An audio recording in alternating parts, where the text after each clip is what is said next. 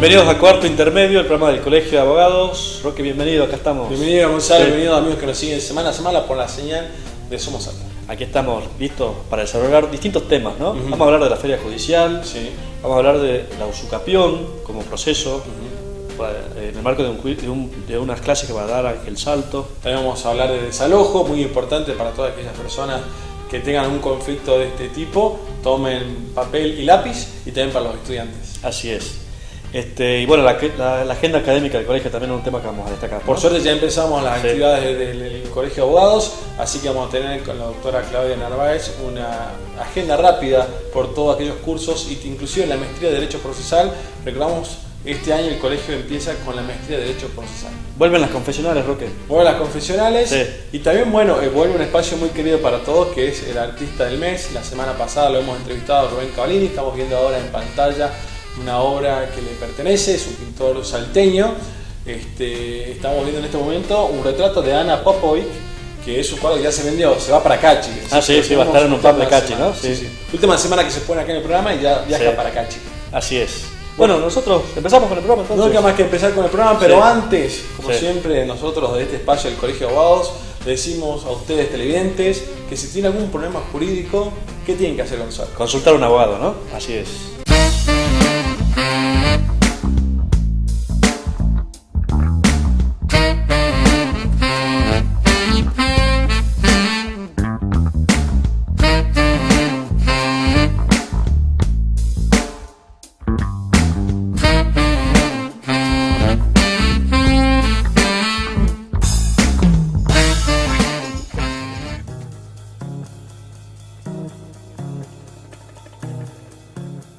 Estamos con Pablo Silvester, abogado del Foro, egresado de la Universidad Nacional de Buenos Aires, ¿así, verdad? Así es. Bueno, bienvenido a la confesional. Muchas gracias. Primera pregunta, ¿por qué derecho? Ya ni me acuerdo. La verdad que siempre lo tuve más o menos claro, sin saber muy bien en qué consistía la profesión, sin saber nada en qué consistía. Siempre supe, casi desde bastante chico, que quería ser abogado. Debe ser por la palabra, no sé, algo. Bueno, si no sos abogado, ¿qué te imaginas que hubiera sido? ¿Qué te gustaría hacer? O de niño también, bueno, decir que siempre quisiste ser abogado, pero ahora de grande, ¿qué te gustaría intentar? A mí me hubiera encantado ser tenista profesional, pero me parece que ya me llega medio tarde tu pregunta, así que seguiré siendo abogado. Bien, vamos a hablar de tu primera vez. La primera vez que interpusiste una demanda, ¿cuál fue? La primera vez que interpuse una demanda, la verdad que debe haber sido en un estudio de Buenos Aires donde trabajé en mi primer trabajo, o en el práctico de la universidad. No ha sido un momento, parece muy significativo. En cuanto al amor, ¿dónde se gana más? ¿En la facultad, en la época de la facultad, o en la época ya de la profesión? ¿Dónde se gana más? La verdad que no sabría decirte, pero yo que he visto, debo decir que tengo la impresión de que en los tribunales de Salta hay, ¿cómo decir? Hay amor en el aire. Muy bien. Sos un abogado digital, ¿nos puedes explicar eso, Pablo? Un abogado digital, bueno, trabajo por internet, ese es todo el secreto. Hoy en día el internet la verdad que da para bastante y permite trabajar a distancia, y yo he estado viviendo en España bastante tiempo y ahora sigo atendiendo clientes desde Argentina, con viajes de vez en cuando, sigo atendiendo clientes allá. Este fue el paso de Pablo Silvester por la profesional, ¿no? Muy bueno, le pedimos un aplauso.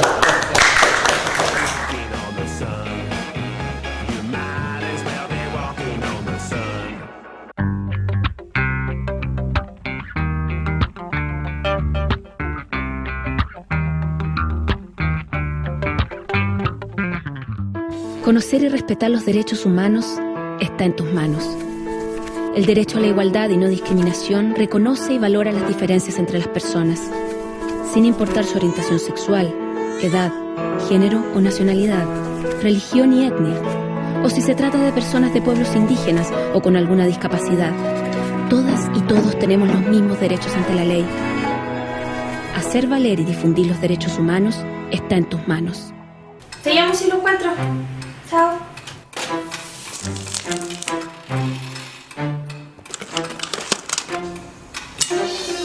Gracias por liberarme de mi prisión, ama. Como obsequio, debo ofrecerte 3 deseos. Quiero saber cuál es el presupuesto de vestuario de la presidenta, cuáles son las actas del comité de ministros por el caso de Hidroaicén y cuánto se gasta en elementos componentes de bombas lacrimógenas en un año. No necesitas un genio para obtener información pública, porque no es un deseo, es un derecho ciudadano. Pregunta lo que quieras, empodérate.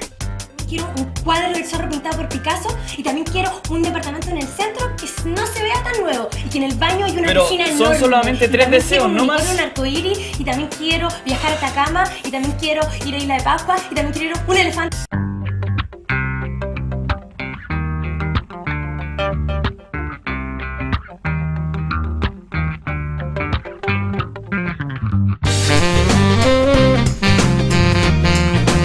Cuarto intermedio, primer bloque, Roque, empezamos a desarrollar el programa.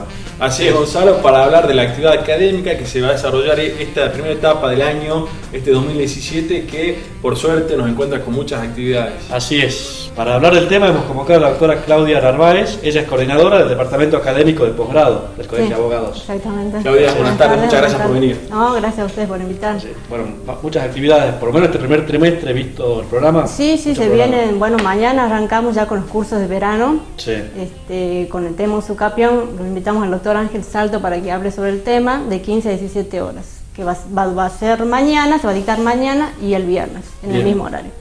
Después tenemos un curso del 15 de febrero de reclamo administrativo, con el doctor Ángel Resto, un reclamo administrativo ante las aseguradoras por temas de accidentes de tránsito. Sí. Y después volvemos a tener al doctor Ángel Salto el 22 y el 24 de febrero con el tema de desalojo. Bien. Eso es para cubrir el mes de febrero. Así, bueno, temas muy importantes, muy interesantes, ¿no, Gonzalo? Y que vienen a hacer a la práctica. Bastante prácticos, sí, son colegas. Son talleres teóricos prácticos más que nada para el ejercicio de la profesión. Sí. Así es. Bueno, y otra de las novedades de este año es la maestría en Derecho Procesal. Realmente una gran noticia. La verdad que sí, que es la primera vez que traemos una maestría a nuestra provincia. En convenio con la Universidad Nacional de Rosario. Esta maestría... El título lo otorga la Universidad Nacional de Rosario. ¿Qué calificación tiene, digamos? Está aprobada por la CONIAUM, tiene aprobación de la CONIAUM mediante resolución 658 del año 2009. Es la misma maestría que se dicta allá en la Universidad de Rosario que la traemos por aquí. Qué bueno. Es un lujo poder hacer en tu provincia. El director es Alvarado Belloso. Claro, digamos. Así que es un lujo, además porque tiene un plus de que una vez que finaliza la maestría, los que aprueban la tesis tienen la posibilidad de hacer un módulo más y recibirse del doctor. Bueno, la verdad que es digamos, como para no desaprovecharla. Aprovechar, digamos, esta posibilidad que brinda el colegio, digamos, con gran esfuerzo, ¿verdad? La verdad que sí, fue un gran esfuerzo traerla, también por el tema económico y todo, no es algo... Y coordinar también con los docentes. Con los docentes que vienen todos de allá, es el paquete que se compra y viene completo. Son docentes de la Universidad Nacional de Rosario y catedráticos de otras universidades. Sí, de otras universidades. Sí. ¿Cómo es la fecha para las inscripciones? Las inscripciones ya están abiertas hasta el día antes del inicio de la maestría. La maestría inicia el 8 de marzo. 8 y 9 de marzo son las primeras clases. Sí.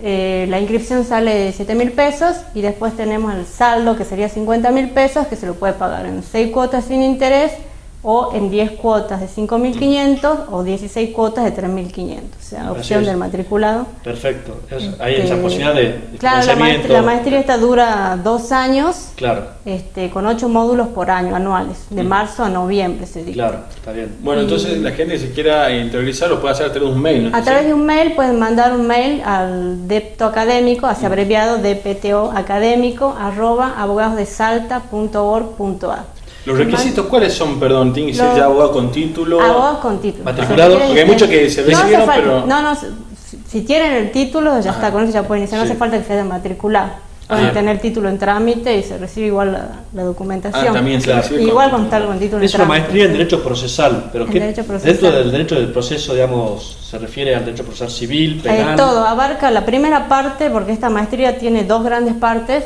La primera parte son todas materias procesales, donde se ve Derecho Procesal Constitucional, Derecho Procesal Internacional, procedimientos civiles, procedimientos penales, teoría general del proceso. Y después tenemos una segunda parte que son todas materias basales que brindan las herramientas al matriculado para poder realizar una investigación seria a la hora de realizar la tesis, tanto para la maestría como por después para el doctorado.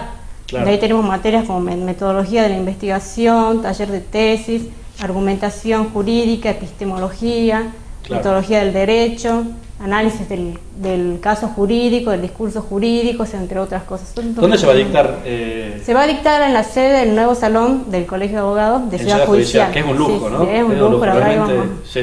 Vamos a estrenar ese salón con la maestría. Sí. Excelente. La verdad que sí. Bueno, la verdad que grandes noticias. Sí, grandes noticias, así que bueno, a toda la gente que esté interesada, recomendamos que se acerquen al colegio.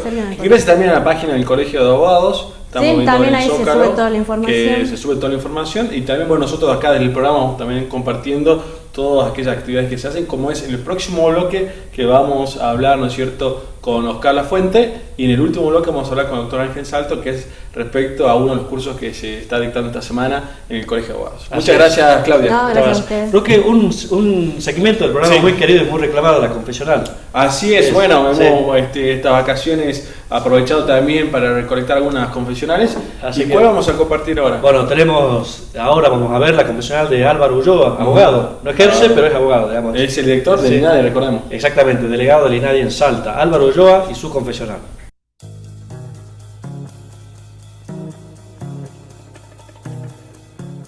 Momento de confesional, estamos con el doctor Álvaro Ulloa, Álvaro egresado de la Universidad Nacional de Buenos Aires. ¿Estás listo para la confesional, Álvaro? Pero siempre. ¿Promete decir la verdad y nada más que la verdad? También. Muy bien. Sos un hombre de derecho, pero un hombre de la política. Pero sin embargo, te volcaste a la política. ¿Por qué? Me gusta más. Creo que en el plano de la política puedes resolver cosas. En el del derecho te limitas a terminar litigios. Bueno, estabas muy vinculado con un sector de la política. Actualmente sos dirigente por el PPS. Sí. Pero si te pedimos un mejor dirigente del Partido Justicialista para recatar y el mejor dirigente del Partido Radical para recatar, ¿a quién nombrarías? A ver, en el justicialismo creo que es Urtubey el mejor dirigente que tiene. En el radicalismo sería un tema de amistad. Yo me llevo bien con Farizano, con Nani. Lo plantearía en términos de amistad. En el justicialismo creo que Urtubey se comió el espacio no hay otro. Bueno, Macri ya cumple un año de gestión. Un breve balance, ¿cómo lo ves? Frenado, con freno de mano lo veo. Creo que el planteo de cambio que él llevaba adelante era un desarrollo más grande. Lo está frenando la realidad en la gradualidad con que se manejan. Lo está frenando la falta de oficio. La política exige oficio. Hay que saber de política para poder llevar cosas adelante. Lo veo con freno de mano. Eso me preocupa. Cuando eras niño, ¿qué soñabas con ser cuando seas grande? Marino. Yo pensé que ibas a decir comentarista de fútbol. Me hubiera encantado también, y ser el 9 de Boca también, pero cuando sos chico, querés ser lo que hace tu papá, ¿viste? Claro. Hablame de tu papá. Creo que las 3 virtudes que más destacan de tu viejo. Un tesón tremendo, una enorme apertura mental, creo que la fue aprendiendo con el paso de los años, y una memoria prodigiosa. Muchísimas gracias. No, muchas gracias a ustedes.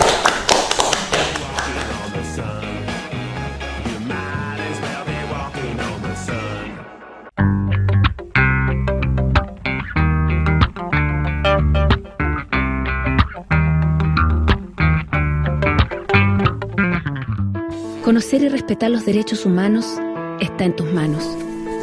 El derecho a la igualdad y no discriminación reconoce y valora las diferencias entre las personas, sin importar su orientación sexual, edad, género o nacionalidad, religión y etnia, o si se trata de personas de pueblos indígenas o con alguna discapacidad. Todas y todos tenemos los mismos derechos ante la ley. Hacer valer y difundir los derechos humanos está en tus manos. Te llamo si lo encuentro. Chao.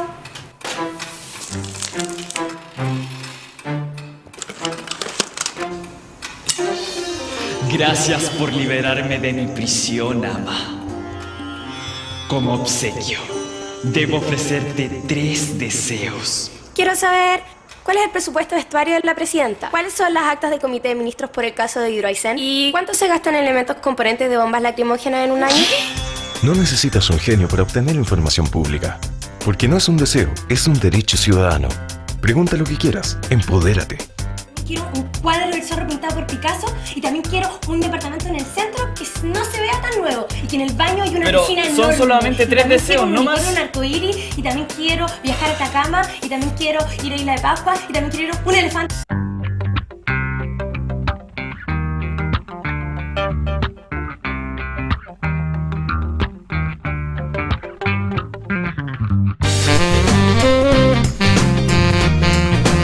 Seguimos en cuarto intermedio, Roque, y bueno, estamos acá para hablar de un tema que se está instalando, ¿no?, en la opinión pública. Así es, Gonzalo, bueno, un tema que también desde este espacio hemos querido instalar, ¿no? Así es siempre un tema de debate. Porque lo venimos tocando hace años, ¿no? Hace un par de años. Hemos hablado con los diferentes miembros de la Corte de Justicia de Salta, hemos hablado con distintos representantes del Colegio de Abogados también, inclusive, de otras asociaciones también, como la Asociación de Magistrados.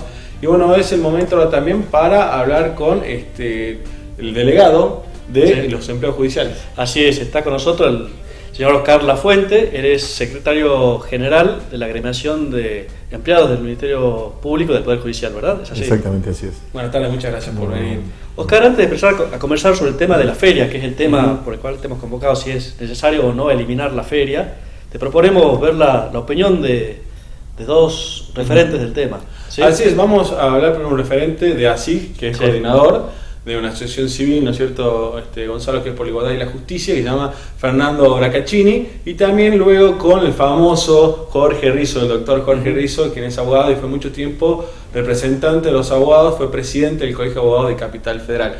Tenemos 2 entrevistas distintas y bueno, hemos hecho un mix para que vean un poquito también las opiniones que se vertieron sobre este tema. Esto tiene que ver o está relacionado un poco, yo voy a hacer un meta-análisis si se quiere y me voy a tomar esta libertad, con acelerar la justicia en algunos puntos, porque si uno se pone a ver cuántas son las jornadas que trabajan, son 132, muchísimo menos de las jornadas que tiene un trabajador común y corriente, ¿no? Digo, todos los días, pero mucho menos. ¿Está un poco relacionado con esto? Sí, está relacionado yo creo con la idea de mejorar el sistema de justicia y sin dudas que el Poder Judicial tiene un régimen de trabajo de muchas menos horas que las que tiene cualquier otra área del Estado incluso. Se trabaja en un régimen acotado en el cual a partir de la 1:30 muchos juzgados cierran sus puertas, muchos otros siguen trabajando y esto hay que decirlo, digamos, sobre todo muchos juzgados penales continúan trabajando hasta largas horas de la tarde. Y creo que hay también la idea de dar una discusión respecto de la extensión de la jornada. Sin embargo, quisiera ser cauto con este tema y decir, digamos, no se van a resolver solamente, digamos, todos los problemas que tenemos no se van a resolver solamente con modificar el régimen de la feria judicial. Para eso es necesario llevar adelante otro tipo de reformas, como por ejemplo es necesario implementar un nuevo Código Procesal Penal que sea más ágil, que permita investigar de un modo menos burocratizado, que tengamos mayor participación ciudadana en el régimen de justicia, implementar el juicio por jurados y algunas medidas similares. Nosotros consideramos que la feria es realmente un privilegio que tienen los judiciales. Cuando hablo de los judiciales hablo del personal y hablo de los jueces. Pero que la intención es correcta, pero que es de muy difícil implementación porque se verían involucrados después el derecho adquirido de los trabajadores, que no son nuevos, es de toda la vida, no es que esto apareció hace 10, 15 o 20 años, esto apareció el mismo día que se crearon los tribunales después del 1 de mayo de 1853. Es de muy difícil implementación. ¿Decís que no se va a poder hacer?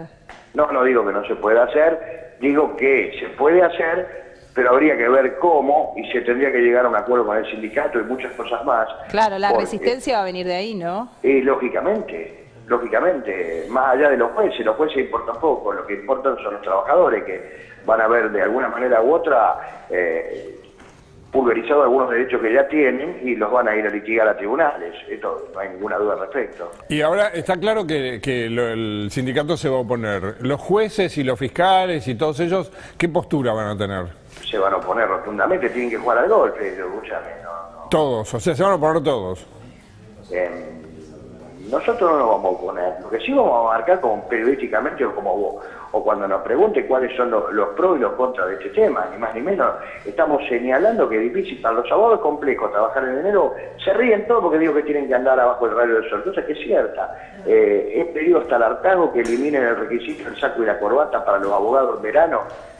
Y pareciera que uno hablara en arameo, ¿viste? ¿Eso es requisito? Yo pensé que, pensé que tenía que ver con una formalidad, con una tradición, lo del saco y la corbata, pero ¿es requisito lo del saco y la corbata? Es requisito para ir a las audiencias, seguro. ¿Para hacer una presentación? No, para ir a tribunales ya no tanto, porque yo hace muchos años, ¿viste? Como hace ya 10 años que de una forma u otra estamos en el colegio, tenemos una feroz campaña para que los abogados no se pongan la corbata. Bueno, escuchamos entonces la opinión de Fernando Bracaccini, de Jorge Rizzo. Son opiniones que pueden representar las distintas opiniones que también lo vemos en el seno de nuestro colegio, en la sociedad y en el ámbito del Poder Judicial, ¿no? Es si eliminamos la feria judicial o mantenemos la feria judicial. Recordemos que la feria judicial es un régimen en donde, digamos, durante el mes de enero y durante el mes de julio no hay actividad judicial, si bien hay juzgado de turno para diligenciar las cuestiones urgentes.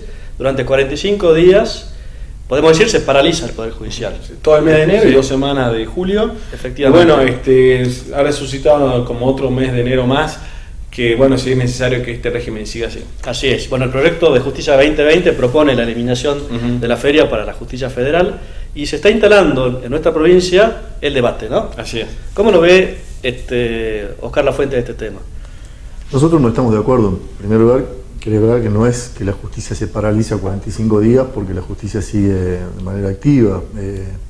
Es una manera de organizar el Poder Judicial. Nosotros entendemos que, así como lo plantea el doctor Rizzo, que para nosotros es un derecho adquirido, obviamente nosotros lo sostenemos de esta manera. Nosotros lo que vemos es que la medida de anunciar estas medidas para tratar de agilizar la justicia, la verdad que no solucionan en nada, en realidad, el fondo de la cuestión. Lo que se plantea es la necesidad de que la justicia sea más ágil, tenga unas resoluciones más rápidas de los procesos penales, de los procesos judiciales, donde podamos tener resoluciones en tiempo y forma y no en el transcurso como se están dando.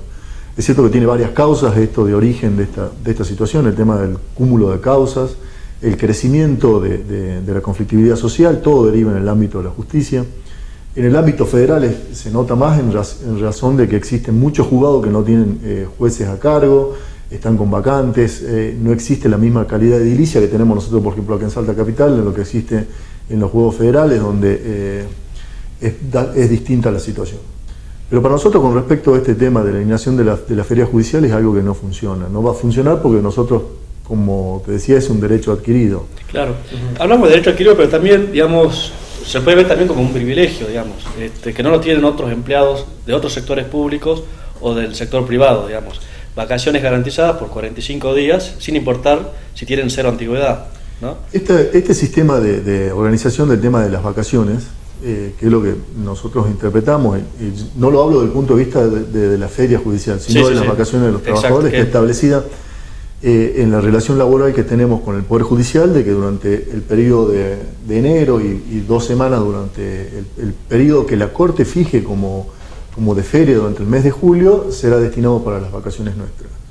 No significa que nosotros tenemos un sistema de privilegio, porque dentro del ámbito del Poder Judicial es exactamente igual para todos el tema de las vacaciones, como están determinadas. Un privilegio que sí existe en el Poder Judicial, por ejemplo, es el tema del 82% móvil, porque existe únicamente para un 30% del personal que trabaja en la justicia, que son los jueces y funcionarios. Y el resto no lo tiene. Y el resto no lo tiene. Eso sí es un privilegio, pero dentro del ámbito mismo nuestro de la relación laboral existente en el Poder Judicial, es un régimen normal para todos, porque se aplica tanto como para el ordenanza que recién ingresa, como para el juez de mayor antigüedad. Entonces, ese es un sistema equitativo en cuanto a la relación. En cuanto si el monto de los días representa con referencia a otro sistema o a otra relación laboral distinta, sí puede haber diferencias. Pero yo que tengo casi 30 años de antigüedad en otro sistema, como lo conversábamos al principio, yo tendría más días de vacaciones, a mí no me pagan las vacaciones. Claro.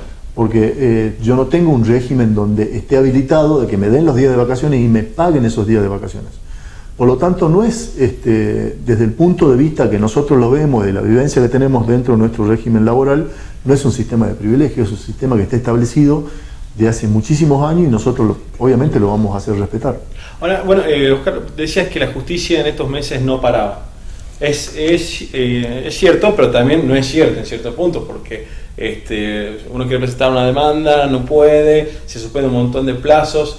Las audiencias que tienen que ser para enero se pasan directamente para febrero, para marzo. Claro, recordemos que, de acuerdo a la ley orgánica del Poder Judicial, son materia de ferias cuestiones muy restringidas. Muy restringidas, amparos, medidas cautelares. Y muchas veces no se llega a resolver en esa feria, ¿no? ¿Por qué? Porque llega el expediente, va deambulando, que no vino del juzgado de origen, que lo agarró tal empleado, que tal empleado se tomó la segunda semana, terminó la segunda quincena su variante, a otro juzgado. Y esa es la realidad también, es algo que sucede y que también no hay un control respecto a la cantidad de trabajo que ingresa y cómo sale ese trabajo. Vos recién decías exactamente de que hay cuestiones especiales, pero decías de que como fue el empleado que tuvo la primera quincena y no está el empleado, pero el juez, el funcionario sí sigue siendo el mismo. Entonces me parece que lo que hay que decirle a la gente, que la verdad que esto no soluciona en fondo el problema que tiene la justicia en cuanto a la lentitud, en cuanto al atraso, a la acumulación de causas.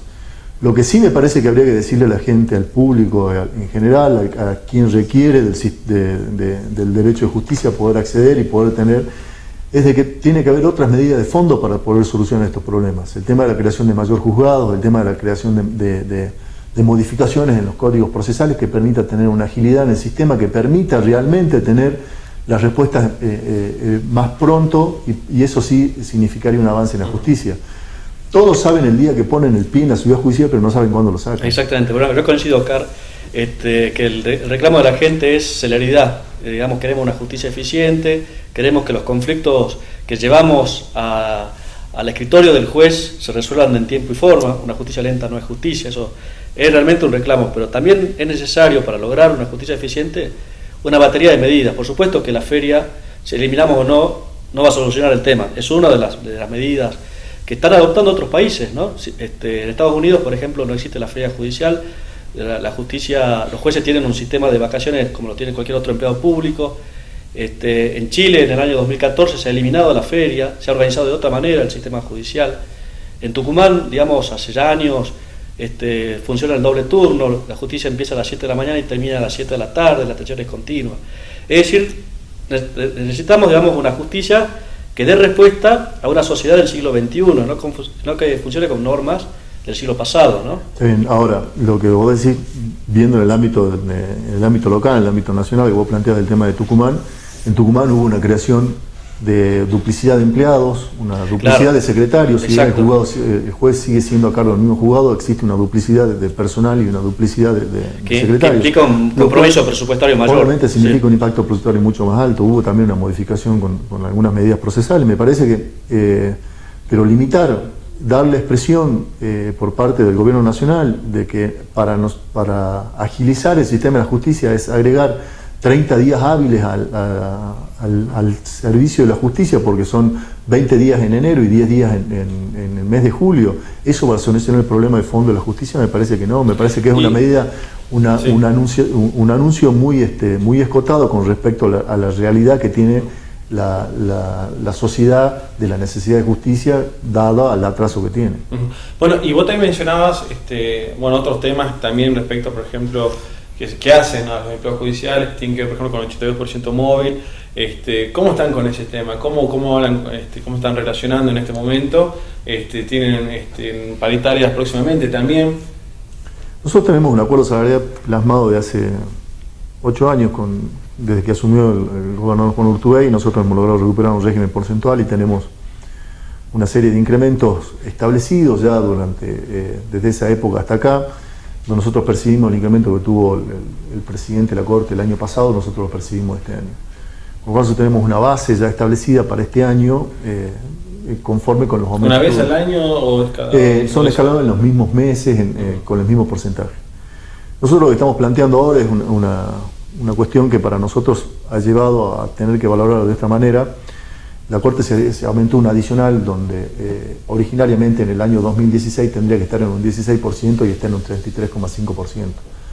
¿Por qué? Porque en el 2010, cuando recuperaron el régimen porcentual, hubo la creación de un adicional relacionado con esa deuda que tenían originada por la creación de ese sistema de la FJP, y que derivó en que los jueces aportaban menos, entonces hubo una deuda, y esa deuda se pudo compensar con ese incremento. Y esa acordada establecía que ese ítem por permanencia en el cargo que le pagan los jueces y magistrados iba a ser del 14% y aumentaba un 1% cada 3. Es decir, que en el 2010, en el 2013 tenía que haber pasado a 15 y en el 2016 a 16%.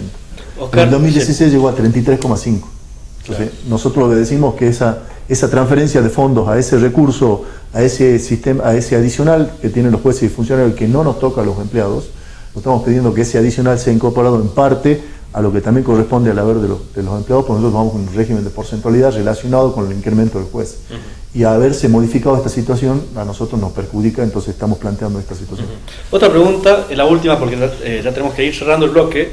Me gustaría conocer tu opinión sobre el tema del doble turno, digamos. Un funcionario judicial, un juez, un secretario, digamos, tienen la obligación constitucional de estar, digamos, en su despacho mañana y tarde, digamos. Y la sociedad reclama, digamos, también una atención continua de la justicia. De hecho, la Corte de Salta ha puesto en marcha un plan piloto de una manera muy tímida, según mi opinión, digamos, solamente 11 juzgados en la provincia van, digamos, a atender a la gente de manera continua hasta las 5 de la tarde. ¿Cómo ves el tema digamos, del doble turno?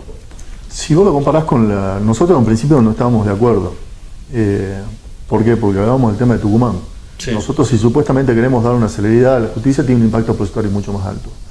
Nosotros, obviamente, con el tema de tener nuestro horario de trabajo, es cierto que muchos trabajadores, muchos compañeros, a la tarde hacen horas extra, que son pagadas y están dentro de un régimen establecido. Pero la creación de este plan piloto para tener abierto el juzgado en atención al público de manera continua de 8 de la mañana a 17 horas, nos parece que no es la solución. Cuando vos decías, el juez y el secretario tienen la obligación de estar en el escritorio o en su despacho. No es que tengan que estar únicamente en el despacho, tienen que resolver las causas que tienen en su ámbito. Si no las resuelven, pueden estar en el despacho, pero no las resuelven. Entonces me parece que lo que la gente reclama y solicita y exige al Poder Judicial es poder tener resolución de sus causas. Yo te decía recién que uno sabe cuándo entra, pero no sabe cuándo sale. Entonces me parece que poder trabajar en otras cuestiones como la modificación del Código Procesal, la notificación virtual o del expediente virtual o de la firma virtual, otras tecnologías que permitan también generar mayor conocimiento de las causas o notificaciones. Me parece que hay otras medidas y no únicamente esto, porque lo que viví en estos días, porque estuve recorriendo la ciudad judicial en horas de la tarde, es que no va nadie. No va nadie, y eso lo saben ustedes también como autores de la justicia, de que significa un problema también el tema de la fijación de audiencia. Y eso que los jueces tienen la facultad, porque el código lo permite, habilitar día y hora para poder fijar una audiencia y poder resolver. Y no lo hacen. Entonces, ¿dónde está el tema de la presión? Hacia el empleado, que tiene que estar en la ventanilla diciéndole al juez, el expediente está, o el expediente está en despacho para resolver, o venga mañana porque el que tramita el expediente, el auxiliar no está...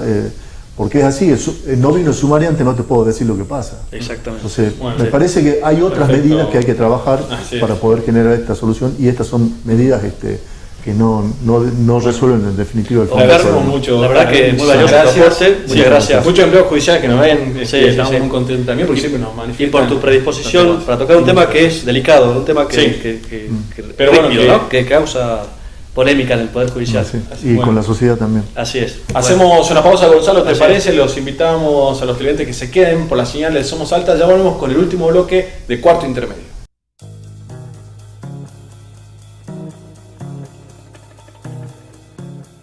Estamos con Roque Rueda. ¿Listo para la confesional, Roque? Listo. Bueno, prometé decir la verdad y nada más que la verdad. Vos trataré. Bueno, Roque Rueda, egresado de la Universidad de Buenos Aires, ¿es así, verdad? Es así. Confesanos, ¿eras buen estudiante o llevabas bolillas bajo el poncho a la hora de rendir exámenes? Era un estudiante mediocre. Roque, tu pregunta. Bueno, respecto a ahora que sos profesional, algo positivo tuyo, una virtud y un defecto. ¿Cómo profesional? Una virtud y un defecto a la vez, testarudo. Bueno, está bien. Roque, de tu paso por el ejercicio de la profesión, digamos, la demanda, el que más satisfacciones, el juicio que más satisfacciones te dio a nivel personal. Ese juicio vos también lo conocés, Gonzalo, porque lo hicimos juntos. Fue un amparo que una vez hicimos para que se construyera una escuela secundaria en La Unión, Rivadavia, Banda Sur. Ese fue el juicio más satisfactorio de toda mi carrera, digamos. ¿Se logró construir? Se hizo finalmente, como vos bien lo sabés. Bueno, después de la oficina, para relajarse, ¿no? Un poquito, cerveza, whisky, fernet. Primero llamar a mi mujer y decir que sigo en la oficina reunido con una cosa importantísima. Y ahí tal vez una cerveza. Está bien. Bueno, lo bueno y lo malo de hacer tribunales. ¿Sos de renegar en tribunales? Soy de renovar en tribunales. Lo bueno es que es un programa. Te encontrás con gente conocida, haces algún chiste en el pasillo. Lo malo es que renegás por las esperas, mayormente. Bueno, un consejo para nuestro amigo juez.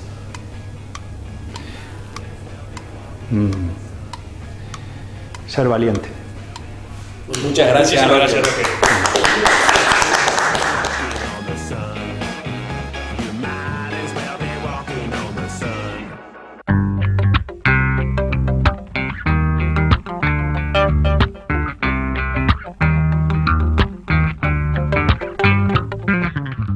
Conocer y respetar los derechos humanos está en tus manos.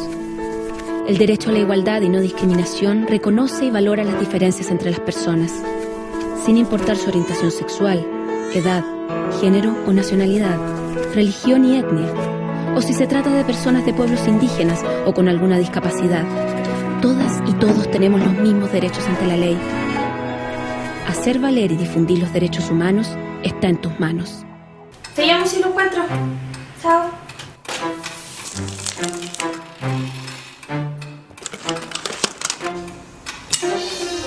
Gracias por liberarme de mi prisión, ama.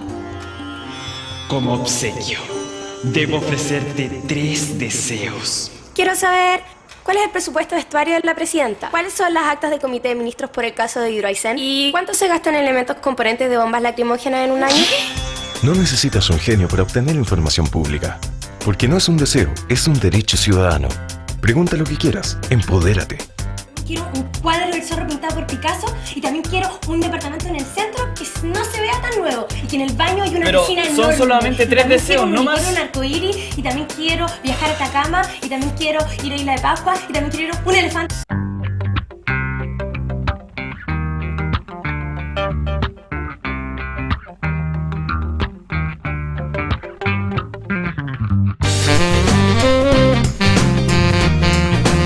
Seguimos en cuarto intermedio bloque, último bloque. Último bloque de este programa, segundo programa del año. Para hablar, bueno, lo que anticipábamos en el primer bloque, que son los cursos que está dando el Colegio de Abogados. Bueno, esta semana se estuvo realizando 2 cursos muy importantes, muy interesantes, respecto a la posesión y la tenencia y el usucapión.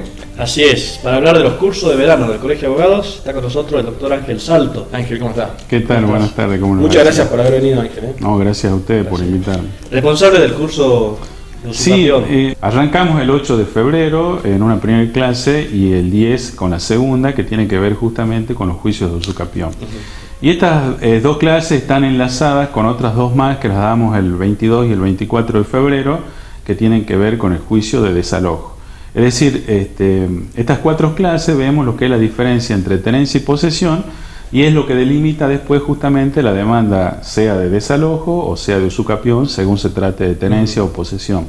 Lo que en la teoría parece sencillo, muchas veces en la práctica es una cuestión de prueba y es mucho más complicada y delimita el éxito o no de un futuro juicio. Una cuestión que surge de la praxis más que nada, diferenciar cuando estamos frente a un caso de posesión y cuando estamos a un caso de tenencia. Por ejemplo, tenemos un caso típico de una persona que adquiere una vivienda, por el motivo que fuera, no importa. Y puede ser un usurpador, ¿no? Pero no la compliquemos tanto. Sí. Demos el caso, por ejemplo, de una persona que tiene un inmueble y que decide prestárselo a un pariente que lo necesita, un recién casado, por ejemplo. Y como se trata de un pariente, no realiza ningún contrato, que sería el comodato en este caso. Claro. No lo instrumenta. Entonces carece de una prueba documental sobre el tema. Pasados los años, muchas veces, por ejemplo, un caso típico, esta pariente recién casado tiene un problema filial con su pareja y termina excluido del hogar. Y después la pareja no quiere abandonar el inmueble. Sí, un tema que se da. Es muy común. Sí. Entonces, la consulta del cliente es ¿qué hago con esta persona? Que en un principio pretende desalojarlo.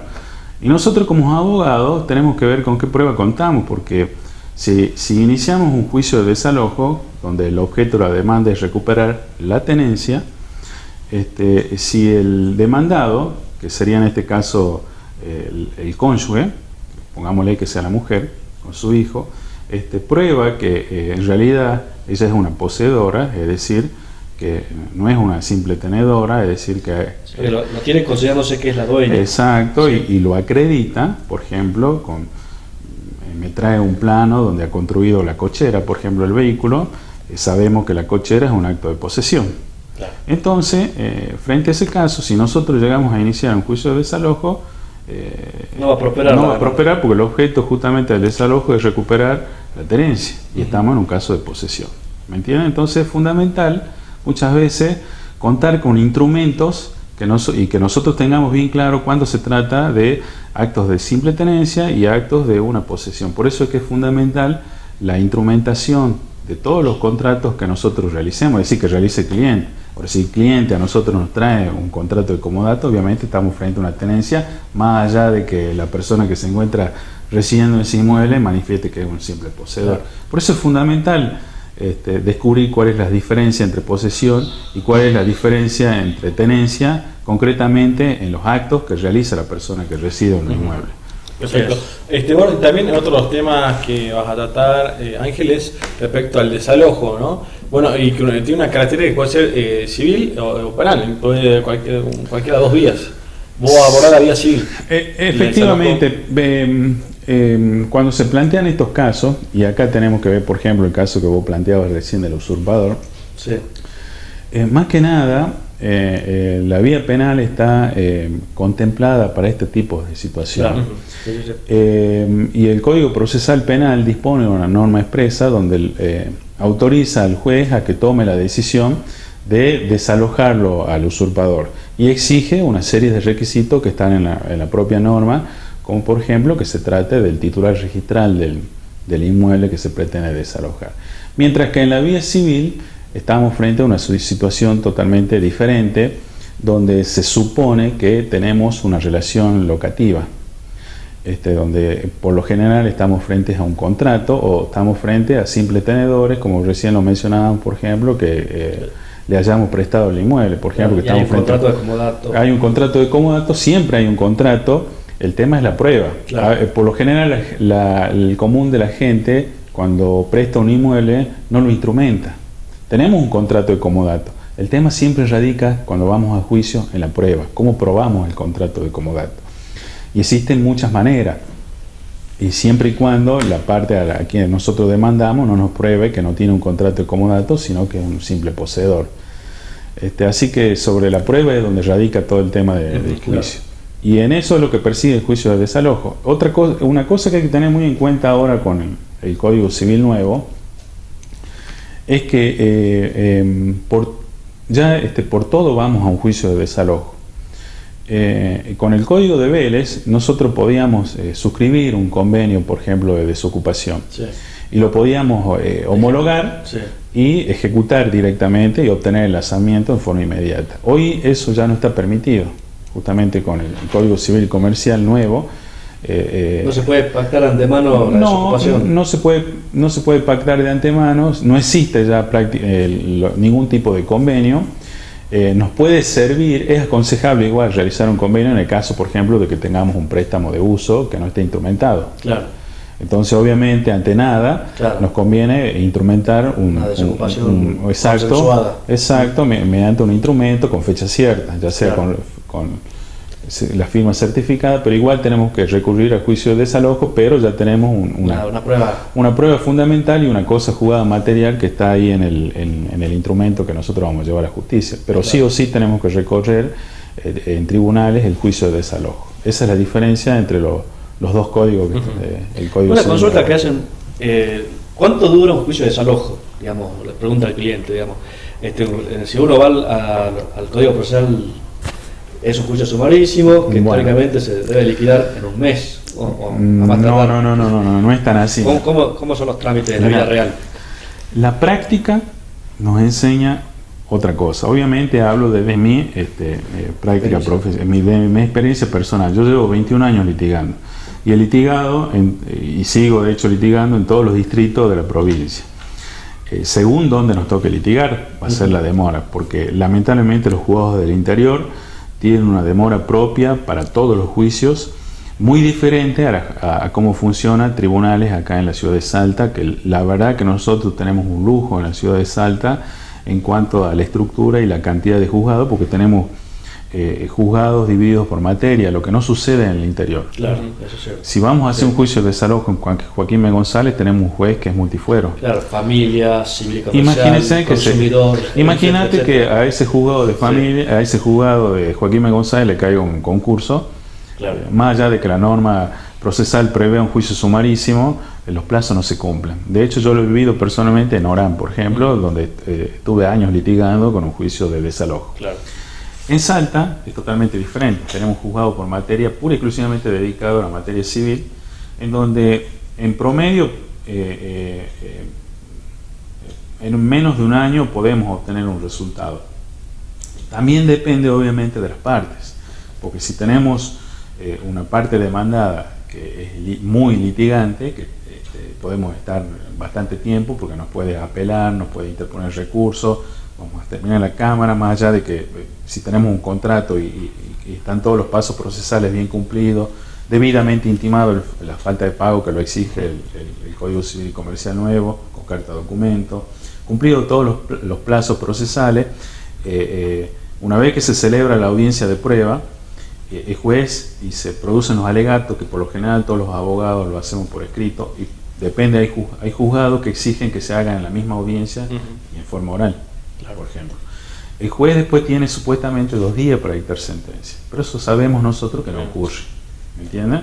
Va a depender de la demora que tenga ese juzgado, y ese juzgado, una vez que saque sentencia, las partes tienen la opción de demandar, de apelar, y nos vamos a ir a la Cámara, y en la Cámara vamos a estar meses más hasta que la Cámara confirme o no ese fallo, y además, más allá de eso, las partes también tienen un recurso, no una tercera instancia, pero tienen habilitada luego un recurso de inconstitucionalidad. Claro. Así que yo he conocido partes demandadas que han estado años litigando, incluso acá en Salta, todo depende. Claro. Pero de promedio, de 6 a 1 año, se puede terminar un juicio de desalojo. De 6 meses a 1 año. Sí. Bien. Ángel, bueno, respecto también a otros los artículos que tiene el Código Procesal de esta provincia, respecto a que tome vista, ¿no es cierto?, mientras se desarrolle, uno presenta la demanda, ¿no es cierto?, que para que el secretario o el juez tome vista de la situación en la que está el inmueble. ¿No es cierto? No sé si está en la letra, en la ley, pero no sé si se aplica mucho o no. El oficial de justicia. No, en este caso es el secretario. Este es el secretario. No, por lo general hay un artículo del Código Procesal que justamente habilita a realizar un mandamiento de contratación para que es muy adecuado porque muchas veces la otra parte en ese momento no toma noticia de la demanda. Sí, no, y además es un requisito procesal a los fines de trabar la litis para saber efectivamente contra qué personas se está demandando, para saber quiénes son las personas que están residiendo. Y se puede contrastar la situación del inmueble en ese momento porque efectivamente, eso es muy importante también. Sí, claro. Pero por lo general lo hace siempre el oficial de justicia, o sea, el secretario no se constituye en ese acto. Ni siquiera los abogados tampoco intervienen, es decir, siempre lo hace el oficial de justicia. Lo que una porque la misma Corte, la Corte de Salta propone también ciertos nuevos cambios, que es que los juzgados salgan, ¿no es cierto?, salgan a hacer los problemas, que conozcan cuáles son las personas, los expedientes, que son seres humanos, ¿no es cierto?, que está atrás, y que una casa, un terreno, un inmueble es un objeto muy importante.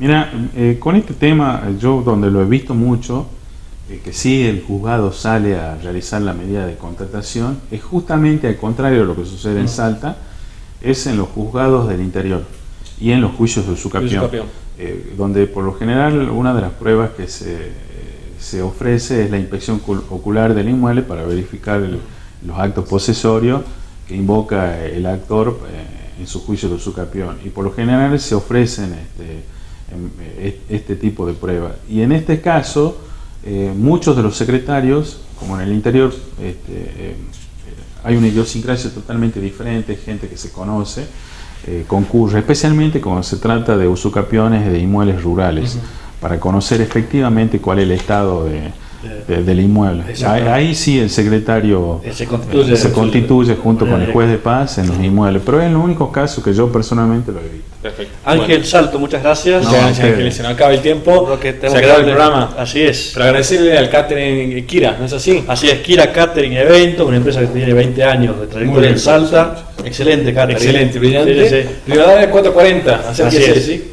Un buen catering. Bueno, Gonzalo, nos queda despedirnos hasta la semana que viene, nada más. Nosotros nos encontramos la próxima semana. Muchas gracias por estar. Esto fue Cuarto Intermedio, el programa del Colegio de Abogados.